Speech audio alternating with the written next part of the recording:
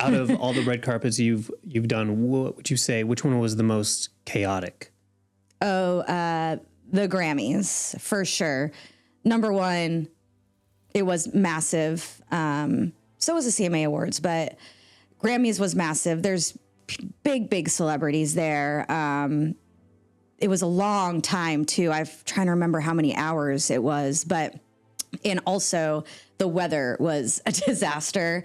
So, it was so windy. It's the tents and it was like they were flapping. There was water like seeping in and going underneath. And it was super, super hectic, but it was a great learning curve and experience for me, for sure. One way we can help a lot of independent artists out there who might be listening to this, they can't really a lot of times have a budget that can allow them to hire a PR firm. Yeah. So let's see if we can give some tips away on how they can best position themselves if they're making their own outreaches to media or just, taking meetings and maybe having an elevator pitch in their pocket. Yeah. That, that they can pull out when they literally walk into an elevator with somebody and can just say, this is who I am. This is what I sound like. Yep. What, you have any tips in your something arsenal? That just came to my mind. We've known each other for a really long time, probably how many years? 8 years, 7 years, 8 years. Something like that. Yeah. And you're the VP of publicity at Milestone Publicity. So we work hand in hand daily with each other. See you every day. Yeah. And I just feel like you have a lot of PR experience that we can dive into and share.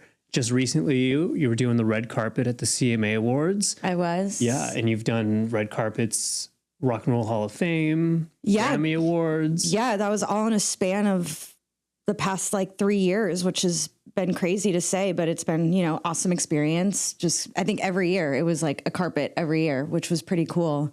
They're all so different. What would you say would be 3 main things to do on a red carpet that you would get the most out of that appearance on the carpet? Well, I think number one is that preparation is key. So oftentimes whatever company is running, there's typically a PR company or something behind that's running the carpet.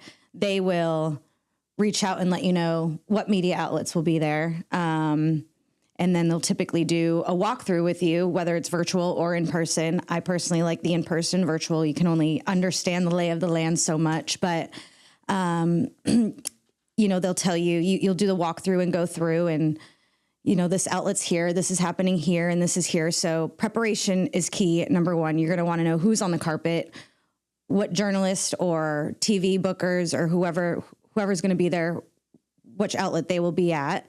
And,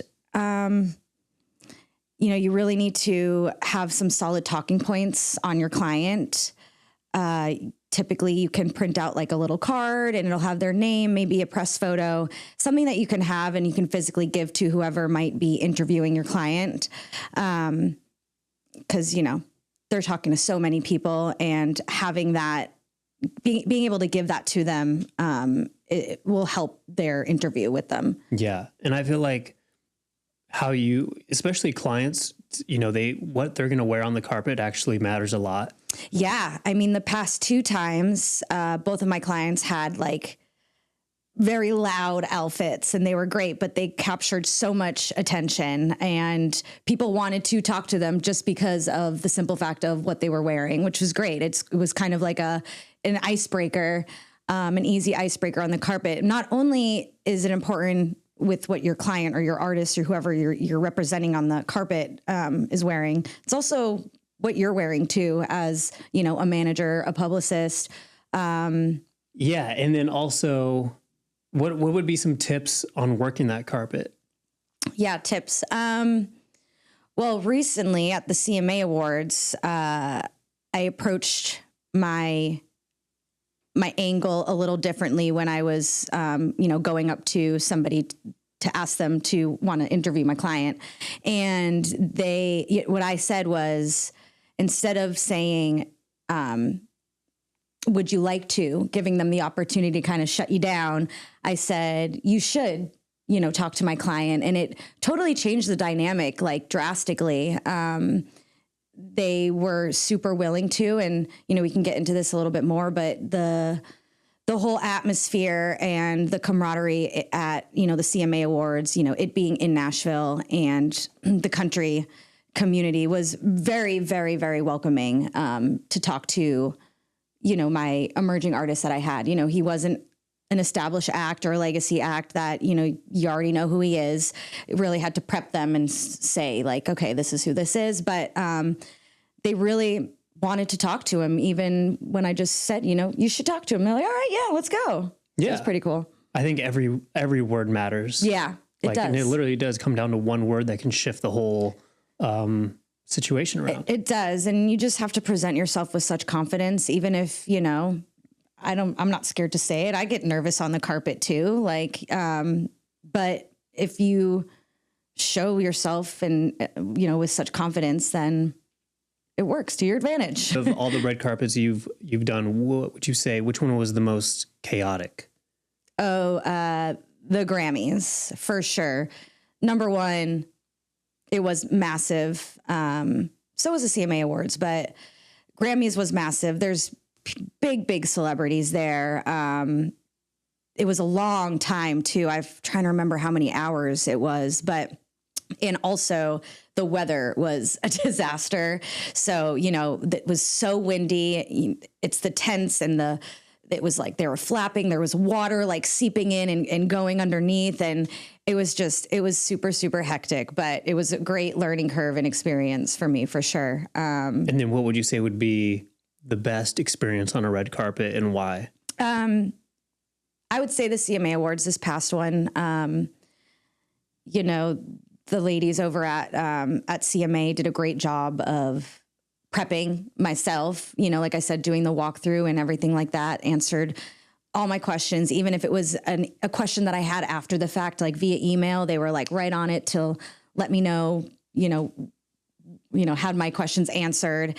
And everyone was just super laid back and relaxed. Like I didn't feel that pressure that I necessarily had when I was, at the Grammys. With rock and roll, super short carpet, like, I think it was like 4 media folks that were on there, and it was definitely less chaotic as well. Yeah. Given the size of it, but I think it was a little chaotic in the sense that the Rock and Roll Hall of Fame, a lot of people who were being inducted and walking the carpet were performers and everybody else involved with the show. True. They're all kind of friends, all these artists. So the carpet gets a little chaotic that way when everybody wants to like take photos together and say hello. Yep. So that kind of slows everything down a bit. Yeah. Yeah. I think one way we can help a lot of independent artists out there who might be listening to this, they can't really a lot of times have a budget that can allow them to hire a PR firm. Yeah. So let's see if we can give some tips away on how they can best position themselves if they're making their own outreaches to media or just, taking meetings and maybe having an elevator pitch in their pocket. Yeah. That, that they can pull out when they literally walk into an elevator with somebody and can just say, this is who I am. This is what I sound like. Yep. What, you have any tips in your something arsenal? That just came to my mind that I've never really thought about before was having, if you are making your own outreaches via email, I think having a professional, a separate email account that's not like your personal email address, having a professional address that's associated with, whether it's, janesmithmusic@gmail.com or something, but using that email address to make your outreaches, it just, people on the other side receiving that that email might not even think that it's the actual artist, yourself pitching it. So it could come off as, there's a manager behind this, or there's just like a day-to-day person that's actually doing the outreaches. So I think, yes, number one, having, a professional artist email account that you're doing these outreaches for, have that. Number two, journalists and editors and whoever you're pitching gets 1,000 emails a day. So keeping it concise, your pitch to whoever, concise and to the point. You don't want to have a lot of information in one email. You can Don't bore us, get to the chorus. Don't bore us, get to the chorus. You know, I'm sure you'll be doing follow-up emails. It's very rare that you're going to get a response after one email. So don't feel like discouraged if you're not getting responses. It takes a long time to get, you know, a response or any feedback. Even as a publicist, having relationships with these journalists and editors, it still can take them some time to even get back to me and stuff. So, you know, you can slowly put more information about yourself if you want to bring other things to light in your follow-up emails. Don't feel like you got to do it all at once. When we're working with a client and we're doing a PR campaign, our pitches are generally, a lot of that wording is pulled straight out of our bio. Yep. A lot of the times. Yep. At least the boiler information in those pitches. Yep. And you've written a ton of bios. So what would be some key elements that makes a strong bio, in your opinion? Yeah, well, that definitely varies whether, you know. Oh, and let's start by should an artist write their own bio? No. And why?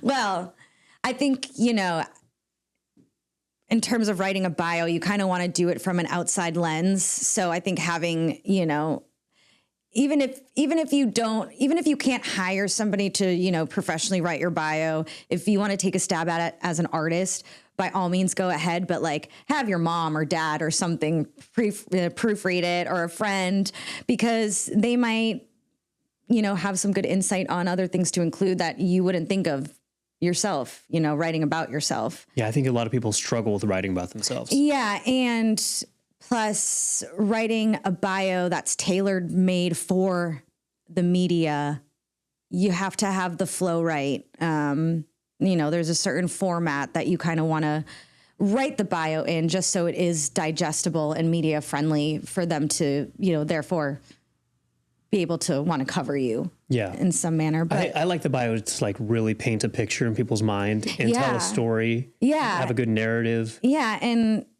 you, like I said, you have to have, it's going to be different from, you know, whether you're an established act or a baby band or, you know, emerging, whatever level you're at in your career, every bio is going to be a little bit different. Of course, if you are an established act, the media is likely already going to know about you. So you don't have to have so much background information in those type of bios, but, you know, for somebody who's just starting out, you're going to really want to tell the narrative of where you came from, what, you know, why did music inspire you, to like why you want to do it. It's really narrative driven on that front. And then of course, if you're an established act, then you're going to, you know, list all of your accolades, whether you've, you know, won awards or whatever that may look like. Yeah. And I mean, we've done so many bios that it's kind of a blur right now, but I'm trying to think of a good example of one recently that we've done. I think, you know, we do interviews with the clients and then we also like, sometimes I'll ask the client, like, what are 3 keywords about this album that really sum it all up? And then we can use those 3 keywords and then really build upon that. So that's a good like starting point. Yeah. I mean, I think the questions that we ask ahead of time to our clients when we're going to write their bio are crucial, because that's really going to be the stepping stones of like the flow of the release and what you're going to get out of your client when they're answering these questions that you've asked them. I mean, for instance, just wrote a bio yesterday for an artist. He's 62 years old and it's his debut record at 62 years old. And it was really cool. It was a little different than how I've ever done a bio before, because I don't think I've worked with a debut artist, like with an artist who's coming out with his debut record at 62. So, and he's lived such a long life of different experiences and figuring out how those different experiences got him to where he is now and as to why he's doing the record. And then for instance, another client, Nether Hour, they are just so fun. They are true American, like rock and roll. And I did their bio a little bit different because I wouldn't say it was an unprofessional bio. That's not what I'm trying to say, but it was a more elements of like fun and creative writing that I hadn't put into a bio before. So you're working outside the box a little bit. With Yeah, your own you really need to. The bio is the foundation of the whole campaign. It's like you said, that's what you're pulling wording from to put in your press releases or your pitches. And a lot of times, sorry to interrupt you, but a lot of times, media outlets, they'll copy and paste straight out of your pitch wording or your press release wording, and all that kind of stems from the bio. Yep, it does. It does. And I mean, when I had the initial call with Another Hour, I was like, I'm just going to have fun with your bio. Like, the bio needs to represent what the artist stands for. And, it helped because I had seen them live before I wrote the bio, and their live shows are just out of this world. They're just so fun. And I really think trying to portray that on paper was really crucial for them. Let's talk about relationships. Relationships. What kind of relationships? Relationships that a publicist maintains over their career and how impactful that is. I mean, going back to the red carpet situations where all the media is lined up out there, how important is having those personal relationships that you have with these media people? Yeah, that is definitely important. I mean, being able to just walk up to a journalist and, actually having a genuine connection with them outside of just emailing back and forth, of course will benefit you and your client. Especially if you're constantly delivering good quality music to these journalists and editors, they're going to be like, oh, I got an email from Jess. She's got to be bringing me something good. Let me check it out. But then also, like, you have a personal relationship with Kevin Mazur, the photographer, who's at pretty much every major red carpet. And then you can lean on him to be like, hey.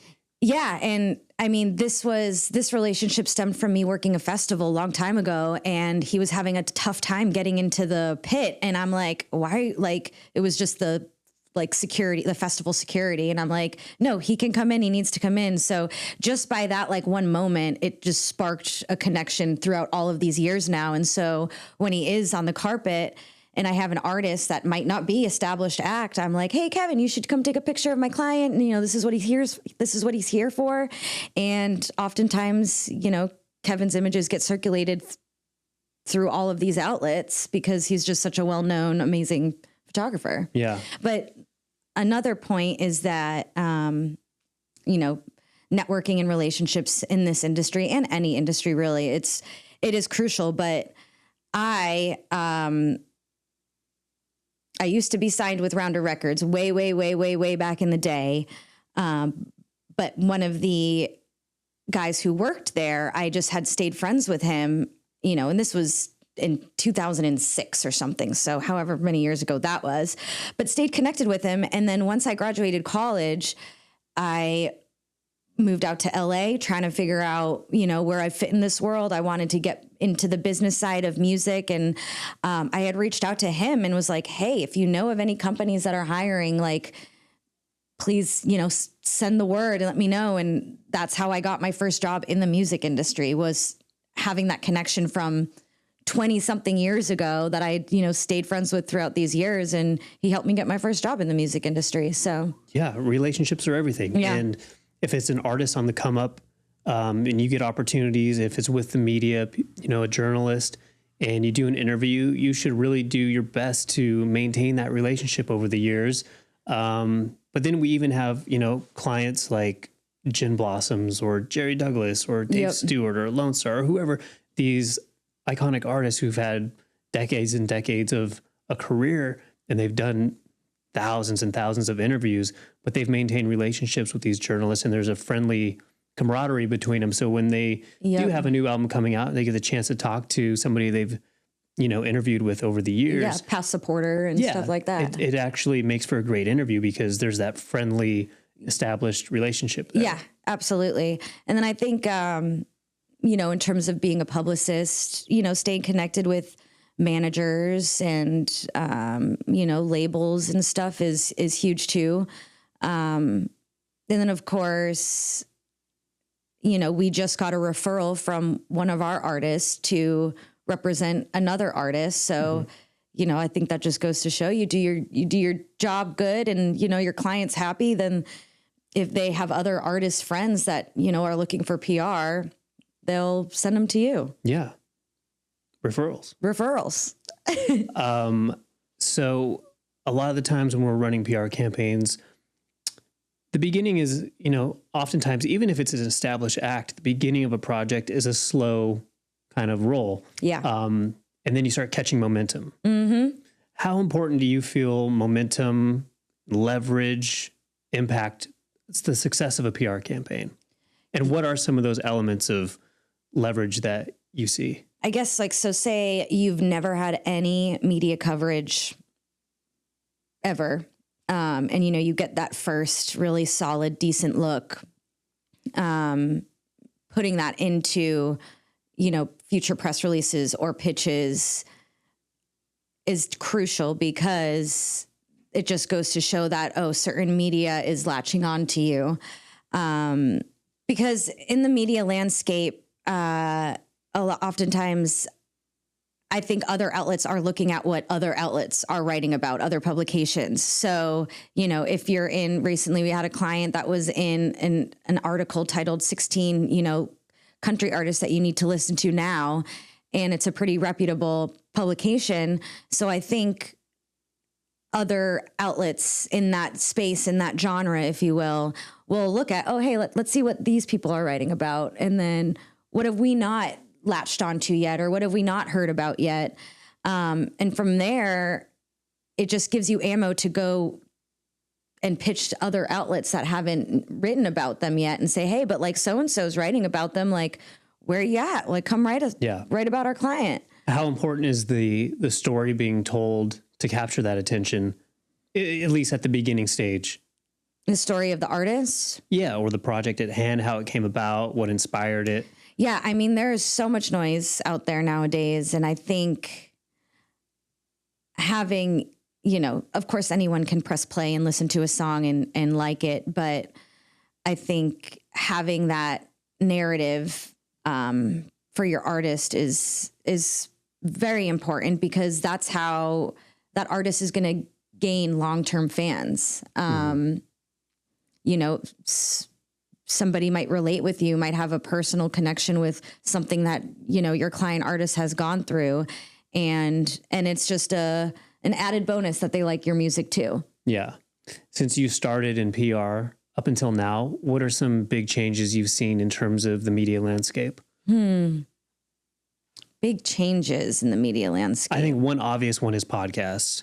And I'm saying that because we're doing a podcast right now. Yes, podcasts. And then, of course, social media. I mean, it's a love-hate relationship, but, you know, that I have with it. But, you know, I think before, you know, you're just strictly pitching the online publication, but now you're kind of looking, oh, does that publication have a social presence? If they do, how do they use that social presence?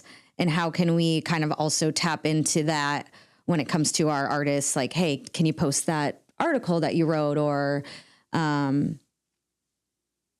just include them in a story or something like that? But I do think media outlets are more than ever using social media as well to. Yeah, and if they're not, they should be, for sure. Yeah. But I think a great example to tie it all together, your client who's on the red carpet, Connor, right? Yeah. So he did a great thing on his socials where he's like screenshotted USA Today and you name it, everybody who covered him, and especially because of his outfit, right? And then so he tied it all together like in a perfect bow on social media. So I think that's an example of leverage from traditional media to his social media, giving him content as well. Yeah, absolutely. And they actually uploaded the full interview on their Instagram or TikTok or whatever it was, but they actually uploaded that video. And then, from there, your artist can just go and share it. And it's just a whole web of, sharing and exposure. Yeah. What do you think the most difficult area in media is right now to get coverage for your clients? I would say, I know what my answer would be, but I'm curious what yours would be. like lead time, I would say that I've had to pitch way further out, because even like 4 weeks isn't cutting it anymore. They don't have the editorial bandwidth, or, you know, their calendar is packed up with coverage already. I would say,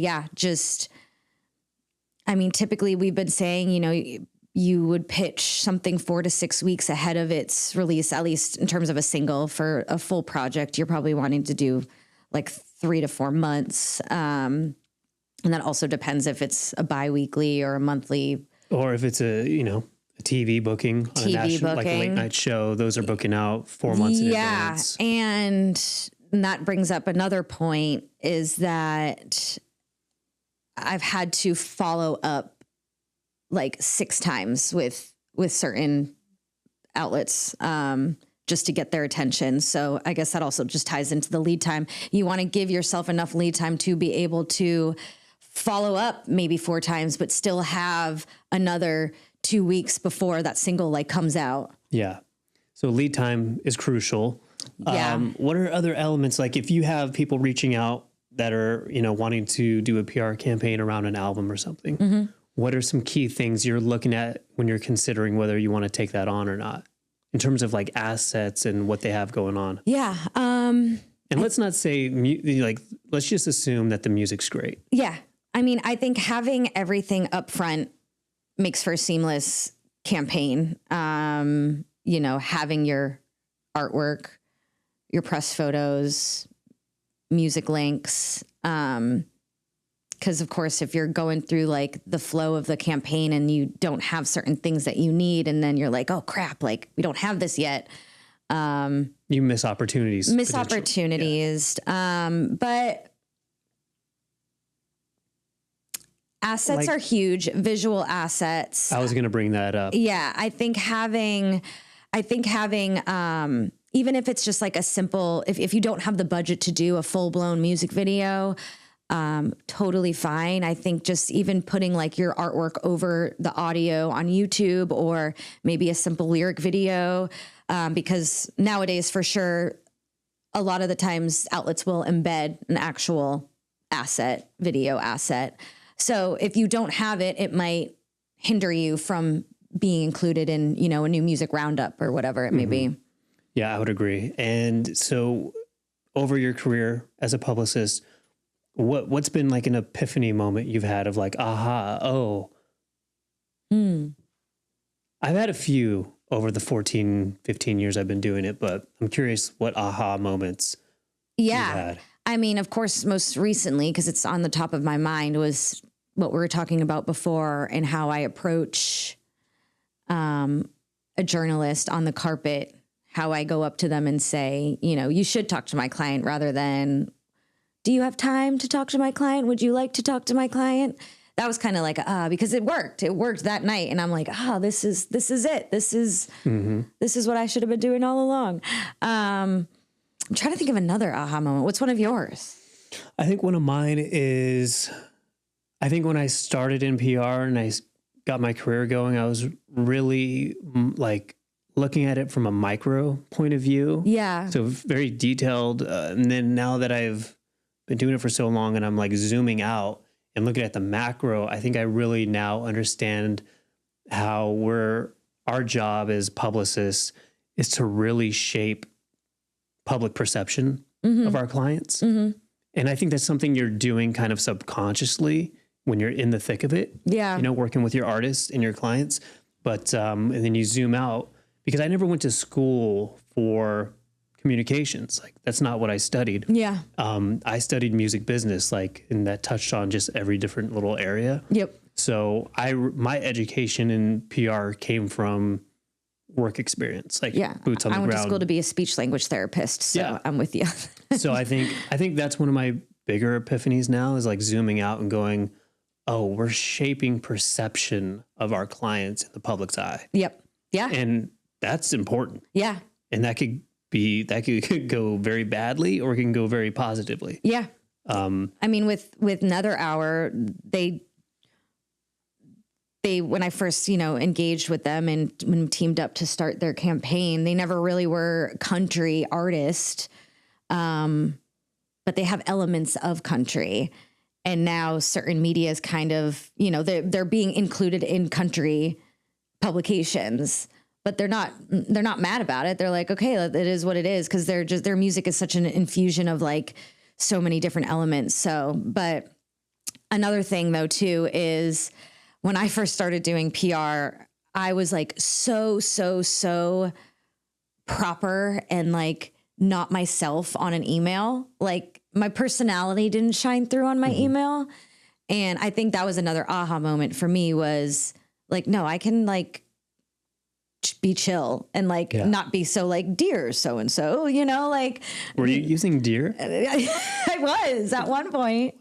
Like dear, this was like years ago, but I thought that I had to like uphold this like certain, like I was like treating myself like I was like a doctor or something. I don't know what I was doing, but now I've noticed that like since I've been able to kind of like infuse my emails with a little bit more of my personality, and just it's the banter that I have back and forth with journalists is just, it seems more friendly, and like they'll also hit me back with like just some, I don't know, their personality too. Yeah. So it's cool. Yeah. It makes for a deeper relationship. What's some key ways that you maintain those relationships over the years?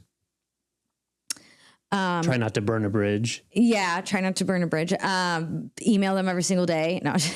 Well, I think that's one of the great things about Milestone Publicity is that our roster is so diverse in terms of genres. Right. We're not only representing just country artists or something, even though we're here in Music Row in Nashville. Yeah. We don't do just country. So we're not pitching the same country media outlets over and over every day. Yep. Causing our clients to kind of compete with each other. Yeah. For coverage. I think also actually following whoever you're pitching, like actually following them on their personal pages, because whether it's Facebook, Instagram, or if they have TikTok, whatever it is, because then you're also seeing what's going on in their life.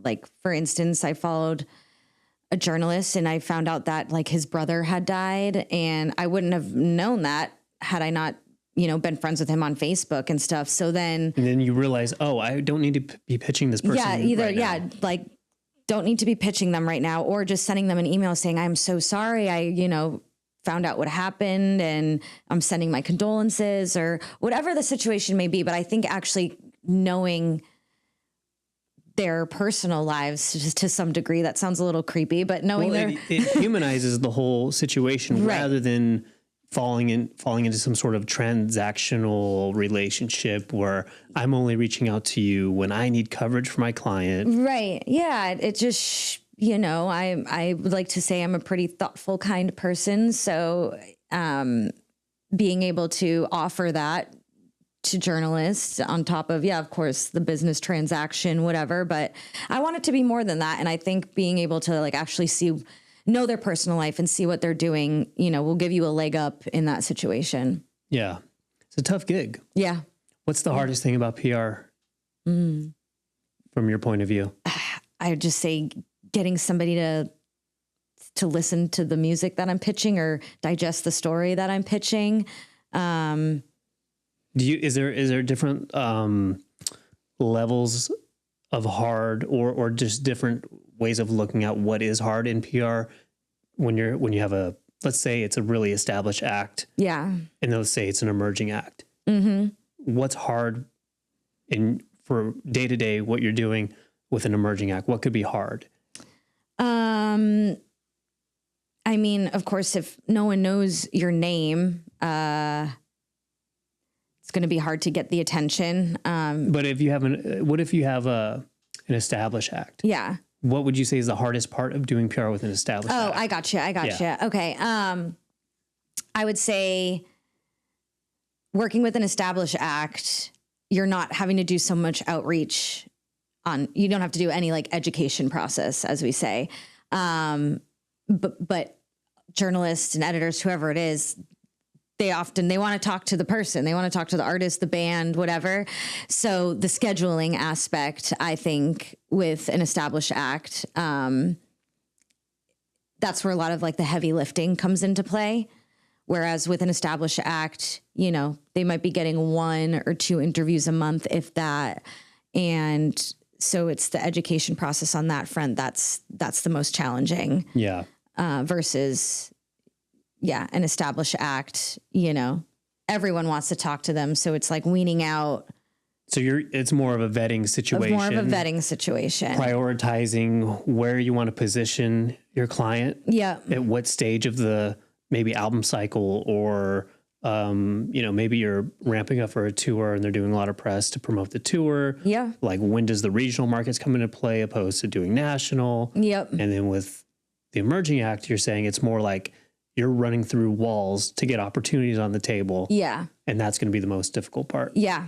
Yeah. And timing is everything too, when it comes to, you know, like we have a client right now that is going to be releasing a memoir in the top of the year, but we're kind of stacking them up with podcasts and interviews and such. And, but you know, we'll ask to not go live with those interviews until closer to the memoir release. So when he's being searched, his name is going to be popping up more, more recent, and like with recent articles or interviews or podcasts or whatever. Right. So. Well, let's leave on a tip that maybe a DIY artist out there can put to work tomorrow after they absorb this conversation. Okay. Let's say they're like, you know, I'm going to act as my own publicist for this new single. What would be your advice on like maybe crafting a pitch, like a solid pitch? Yep. What would that first paragraph of the pitch look like? Okay, I'm going to go even further up. I'm going to start with the subject. Okay. The subject line of an email pitch. Okay. Subject line of an email pitch. I think you can either have the outlet or the person who you're pitching have their name or the outlet name in the pitch. I think whatever it is that you are pitching, whether it's you're pitching for a premiere or you're pitching a whole like story situation, having what exactly it is that you're pitching also in the email subject is nice. So hyper focus, hyper tailored too. Hyper tailored. Yeah. And then of course the artist, your name, and then what the project is or the single or whatever. And then, don't, like you said before, don't bore them, get to the chorus. Is that what it is? Yeah. Don't bore us, get to the chorus. Don't bore us, get to the chorus. Having, 2 quick lines on who you are, what type of music you're doing, what projects you have coming out, boom, boom, boom. Then I would do bullet points on, a private streaming link to a song or whatever you're trying to get them to listen to, whether it's the project as a whole or just a song. A link to your assets, have that kind of stand out and pop out in the middle. And then of course you always want to have an ask. And you want that to be bolded, typically, maybe italicized, have it also stand out and have it be specific. Whether it's would hope you would consider this for coverage in your new music roundup, or, the ask will be kind of similar to what you're going to be having in your email subject as to like what it is. And then I think just having it as personalized as possible to whoever you're pitching, so they truly feel like they are getting that pitch. Cause there's all this technology nowadays where you can just send blast emails and on different platforms. But I think really having the journalists or TV booker or editor or podcast host, whoever it is, have their name, have their specific outlet, in the ask, and having a visual as well, a press photo. We're all visual learners for the most part. So. Yeah, I think the way I would assume and we should talk to a journalist on this show to get their perception of it. But yeah.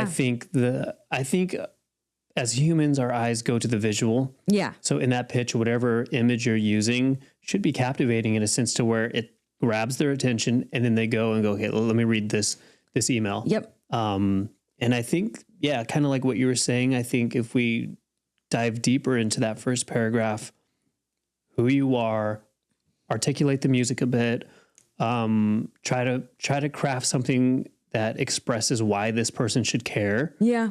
And click play on the song and really consider coverage. Yep. I would try to get that all in the first 2 to 3 sentences for sure. Yeah. And just, keep it short though.